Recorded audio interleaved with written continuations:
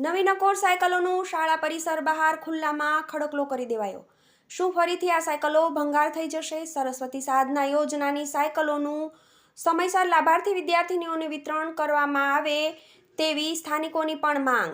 Gandhinagar sector 3માં આવેલી શ્રી સરસ્વતી વિદ્યાલયના પરિસરની બહાર ખડકી દેવામાં આપેલી કેસરિયા સાયકલો વધુ એકવાર ભંગારમાં ફેરવાઈ જશે કે શું તેવો સવાલ સ્થાનિક રહેવાસીઓ ઉઠાવી રહ્યા છે।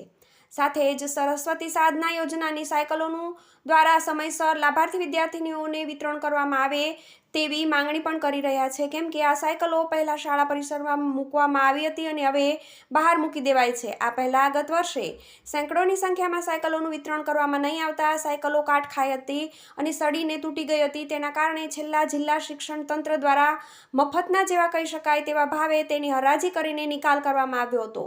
જો કે આ સાયકલોનું વિતરણ કરવાની કામગીરી સમાજ કલ્યાણ વિભાગે કરવાની રહેશે તેમ શિક્ષણ તંત્રના સૂત્રો દ્વારા જણાવવામાં આવ્યું હતું।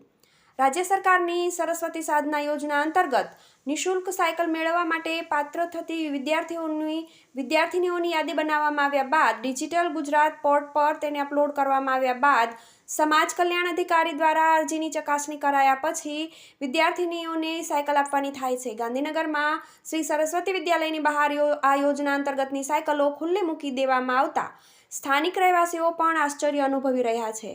TV18 news, Gandhinagar.